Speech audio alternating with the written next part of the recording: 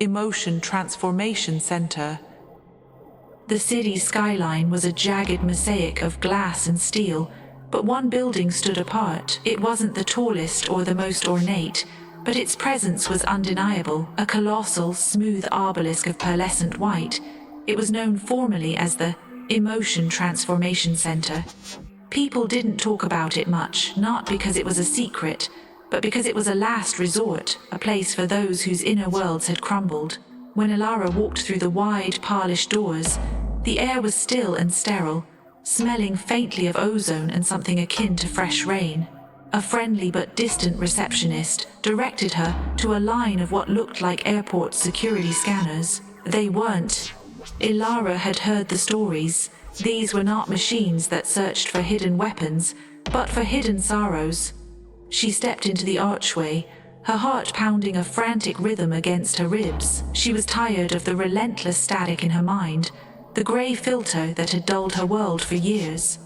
The scanner hummed, a soft rumble that seemed to reach into the very core of her being. Lights flickered across a display, a complex dance of colors and patterns that represented the chaotic tangle of her psyche. She imagined the machine mapping her despair, her anxiety, her deeply buried sense of unworthiness. It was all laid bare in an instant. The machine whirred softly, and a small glowing symbol appeared on a screen next to a narrow corridor.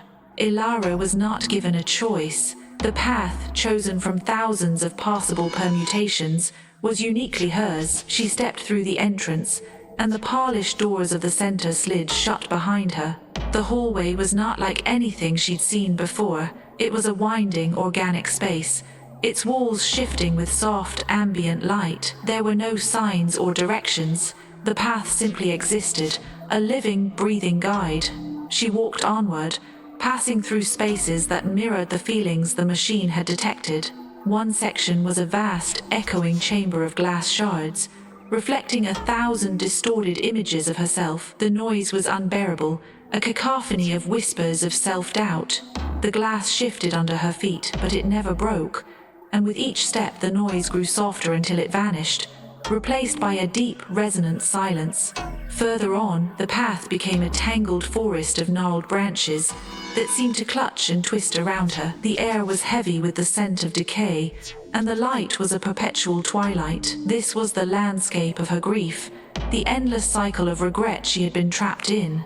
But as she walked, the branches began to unfurl, their tips sprouting with luminous, delicate flowers. The light brightened, and the scent of decay was replaced by the fresh, sweet smell of a new spring. The path was not passive, rather it was interactive, a personalized therapy session on an architectural scale. She was forced to confront her deepest fears, her most persistent anxieties, and her long-held angers. Each step forward was a step toward release. She wasn't just walking, she was processing. The center didn't simply heal you, it guided you as you healed yourself.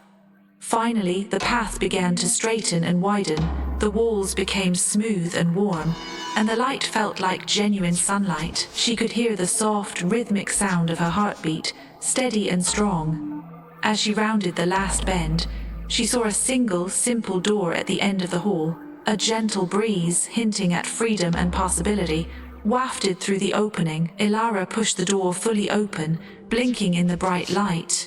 She was no longer in the center.